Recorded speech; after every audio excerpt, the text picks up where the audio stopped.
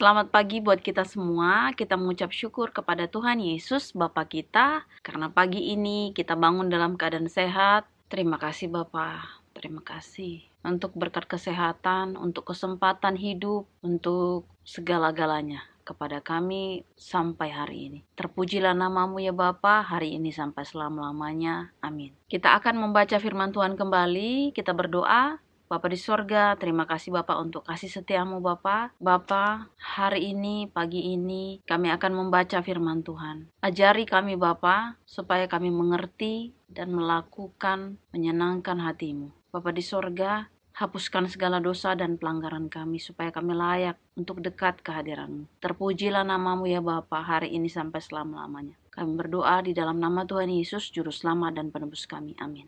Untuk kalian yang di sana, silahkan nonton yang di video sebelumnya itu, yang di bagian 412, menilai zaman ya. Fullnya kalian silahkan cek di YouTube channel aku. Kemudian kita lanjutkan lagi di bawahnya itu adalah tentang dosa dan penderitaan. Ayatnya Lukas 13 ayat 1 sampai 5. Pada waktu itu datanglah kepada Yesus beberapa orang membawa kabar tentang orang-orang Galilea yang darahnya dicampurkan Pilatus dengan darah korban yang mereka persembahkan. Yesus menjawab mereka, "Sangkamu orang-orang Galilea ini lebih besar dosanya daripada dosa semua orang Galilea yang lain karena mereka mengalami nasib itu? Tidak, kataku kepadamu. Tetapi jikalau kamu tidak bertobat, kamu semua akan binasa atas cara demikian. Atau sangkamu ke-18 orang yang mati ditimpa menara dekat Siloam lebih besar kesalahannya daripada kesalahan semua orang lain yang diam di Yerusalem? Tidak, kataku kepadamu. Tetapi jikalau kamu tidak bertobat, kamu semua akan binasa atas cara demikian." Kalau kita baca firman Tuhan kali ini, ada 2 kali dikatakan Tuhan Yesus Bapa kita. Ibaratnya kalau sampai orang ngomong 2 kali itu penting berarti. Jadi kata apa itu? Yaitu adalah pertobatan. Memang sangkamu itu ada 2 kali. Tetapi poin yang ada di sini adalah pertobatan. Jika kamu nggak bertobat, artinya poin yang ditunjuk itu adalah pertobatan. Kalau aku baca secara umum aja ya, apa sih arti pertobatan itu? Aku baca di sini ya dari Google. Pertobatan adalah aktivitas meninjau atau menelaah tindakan-tindakan yang pernah diperbuat atau menyesali kesalahan-kesalahan pada masa lampau yang disertai dengan komitmen untuk berubah menjadi lebih baik. Jadi, satu kata pertobatan itu artinya sebenarnya panjang. Bukan hanya ucapan bertobat, udahlah tobat, udah selesai gitu. Besok balik lagi, enggak. Jadi sebenarnya kalau kita mencari arti pertobatan itu adalah sesuatu hal yang benar-benar itu nggak main-main. Satu hal juga kita dibilang meninjau, menelaah tindakan-tindakan yang pernah kita buat. Dan di sini dibilang juga atau menyesali kesalahan-kesalahan pada masa lampau. Bukan kita menyesali kesalahan masa lampau, titik. Tetapi di sini ada lagi dijelaskan yang disertai dengan komitmen untuk berubah menjadi lebih baik. Itulah namanya pertobatan. Jadi menyesal kemudian tidak mengulangi lagi, itu yang namanya pertobatan. Jadi bukan hanya tobat udahlah, tapi besok ngulang lagi. Kan nanti Tuhan Yesus kan maafin, habis itu ngulang lagi. Jangan seperti itu. Jadi kalau udah bertobat, seperti di video yang lalu pasti kalian udah pernah yang ngikutin videoku semuanya, pasti tahu maksudku ya. Karena kalau di perumpamaan yang waktu kita udah bertobat katanya, kalau kita ulang lagi, itu katanya kejahatan kita itu lebih besar lagi, 2 kali lipat dari yang awal. Makanya kalau udah kita putuskan bertobat, jangan ulang lagi, jangan coba-coba untuk kembali lagi. Karena kita jadi jahatnya itu 2 kali lipat, bayangkan, 2 kali lipat. Itu berarti jadinya seperti ini. Kita jadinya kayak kebal sama si dosa itu, dalam artian begini. Karena kita udah buat salah, terus sadar, buat salah lagi, sadar dengan kejadian yang sama ya. Artinya gini, kesalahan yang kita udah lakukan itu, terus kita udah bertobat dari situ, kita buat lagi itu malah lebih parah lagi, lebih parah lagi. Tapi bukan berarti kita bertobat terus kita tinggalkan dosa yang kita lakukan itu, kita cari dosa yang lain, bukan itu juga. Itu sama juga, itu namanya melukai hati Tuhan. Karena di sini yang namanya pertobatan itu namanya kita seperti yang udah kita buat kesalahan, atau misalnya kita jorokin rumah ya, kita buat kotor. Jadi si tuan rumah, ibu kita ya, teman kita atau siapa yang rumahnya kita buat kotor itu kan pasti sebenarnya aduh kok gini misalnya. Terus kita datang membersihkan. Kemudian kan dia senang ya. Tetapi datang lagi kita kotorin lagi, itu kan sama juga melukai hatinya. Ibaratnya begini, luka yang pertama itu mungkin ya kok kotor sih gitu. Tapi kalau kita lakukan lagi, itu kan udah double loh. Kok dikotorin lagi sih? Jadi orang pun jadi lebih secara emosi aja ya. Kok dikotorin lagi sih, bukannya tadi udah gini-gini. Kan jadinya seperti itu. Jadi pasti ada yang namanya emosi kita itu jadi double. Bahkan kita pun jadinya kotor bersihin gitu. Tapi maksudnya bukan sehari-hari ya, bukan. Tapi maksudku secara yang lain, artinya kita ini pun, kita udah jadi tuman katanya ya. Jadi kayak yang betah, udah biarin aja lah, bikin lagi, besok tobat kok, bikin lagi gitu. Nggak ada kesadaran itu tadi, yang pertobatan itu. Jadi kalau dibilang pertobatan, bertobat namanya, itu udah kita menelaah, kita mikirin ya, kita nangis sama Tuhan, terus kita nggak mau ngulangin lagi. Itu poin yang paling terakhir, tidak mengulangi. Jadi digarisbawahi, pertobatan itu menyesali dosa yang pernah dilakukan dan tidak mengulangi. Artinya tidak jatuh lagi ke dalam dosa itu, tidak buat kesalahan itu lagi. Tetapi bukan buat kesalahan dosa yang lain lagi, itu udah salah. Makanya aku bilang, bukalah Alkitabmu, baca sendiri, akuilah dia dalam segala lakumu, maka dia akan meluruskan jalanmu. Ya, jangan bersandar kepada pengertianmu sendiri. Karena kalau kita bersandar kepada diri kita sendiri yang terbatas ini, kita kacau balau.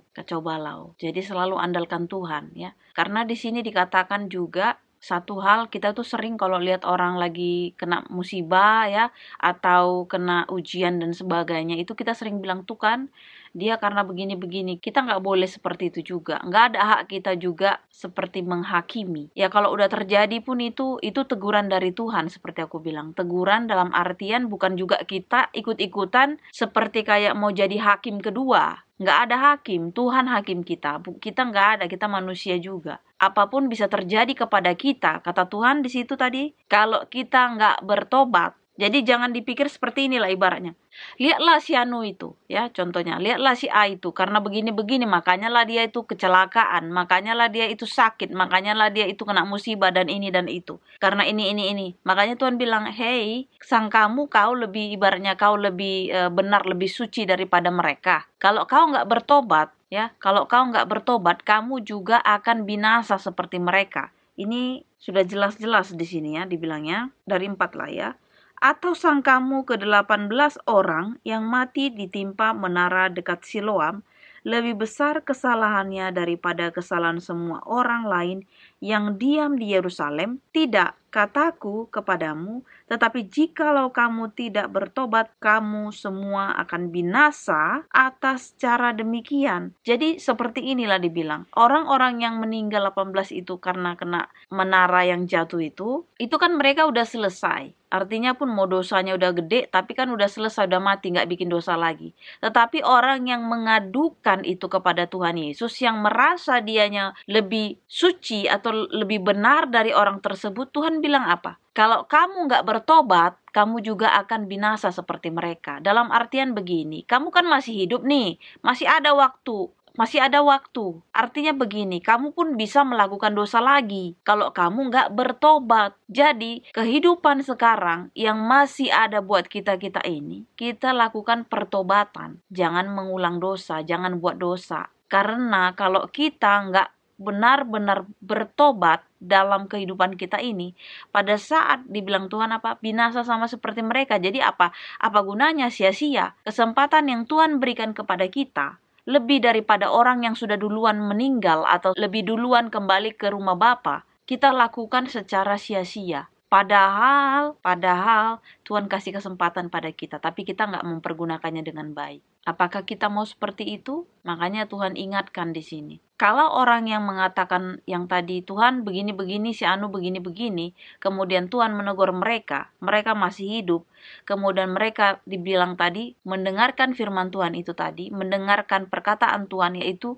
pertobatan, jadi mereka bertobat lagi hidup, itu adalah sesuatu hal yang baik. Tetapi kalau mereka mengeraskan hati mereka, nggak bertobat-tobat juga, Tuhan udah jelaskan, kamu pun akan binasa ya, dia bilang. Tetapi jikalau kamu tidak bertobat, kamu semua akan binasa atas cara demikian. Jadi udah binasa seperti itu ya, pertobatannya nggak tobat-tobat juga, ya udah binasa, ibaratnya cara matinya juga seperti itu, kemudian pada saat penghakiman juga masuk neraka jadinya, nggak masuk ke dalam kekekalan yang bersama-sama dengan Bapa itu sendiri. Tapi kalau kita bertobat, sekalipun sesuatu hal terjadi pada kita, mau itu kematian, apapun semuanya lah yang sampai kita itu terjadi, baik secara biasa atau tidak biasa, ya kalau kita udah kembali kepada Bapa, tapi kita udah bertobat, kita ibaratnya dibilang keuntungan. Jadi jadilah kita seperti yang dibilang Rasul Paulus itu, hidup adalah Kristus, mati adalah keuntungan. Jadi kalau kita sudah bertobat, kemudian